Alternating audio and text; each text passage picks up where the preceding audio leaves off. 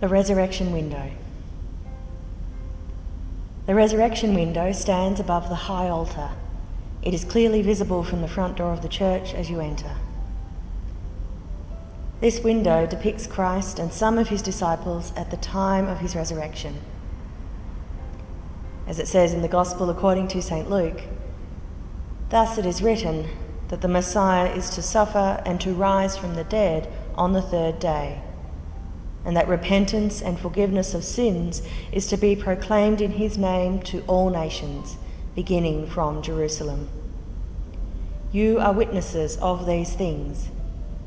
And see, I am sending upon you what my Father promised. So stay here in the city until you have been clothed with power from on high." Popular legend had it that this beautiful window that dominates the sanctuary was made in England for a different church and brought to Williamstown by Mrs. Dorothy Raverty, stepmother of Reverend J. Raverty, who had it installed in memory of her parents. Strange that it exactly fitted our window space. Recent investigations have unearthed the truth.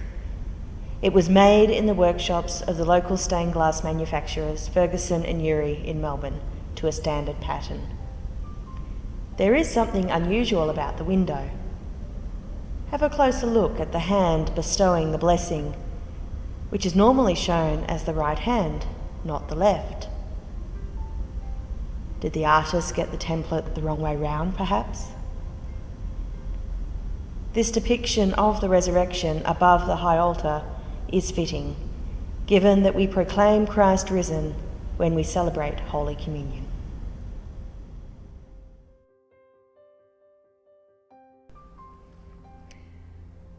The text in the window reads, "Because I live, ye shall live also." To the glory of God and in loving memory of my parents, Charlotte Ann, died 26th November 1925, and William Holton, died 27th of March 1941.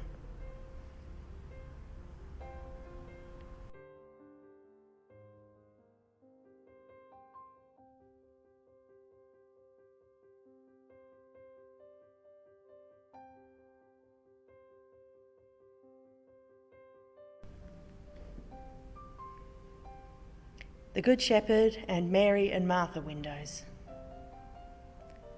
The left window in this pair depicts Mary and Martha, who, with their brother Lazarus, were faithful followers of Jesus throughout his ministry. They lived in Bethany, and there are several stories in the Gospels that relate to them. One of the most notable stories about these sisters, as depicted in this window, comes from Luke chapter 10. As Jesus and his disciples were on their way, he came to a village where a woman named Martha opened her home to him. She had a sister called Mary, who sat at the Lord's feet listening to what he said. But Martha was distracted by all the preparations that had to be made. She came to him and asked, "Lord, don't you care that my sister has left me to do the work by myself? Tell her to help me." "Martha, Martha," the Lord answered, "you are worried and upset about many things, but few things are needed, or indeed only one. Mary has chosen what is better, and it will not be taken away from her." The right window shows Jesus, the Good Shepherd, as he himself said, "I am the Good Shepherd who lays down his life for the sheep." These windows are dedicated to the memory of John Criggle and his wife. The text in the left flight reads, "Mary and Martha, in affectionate memory of Anne Eva Criggle, Secretary of Guild, Sunday School teacher."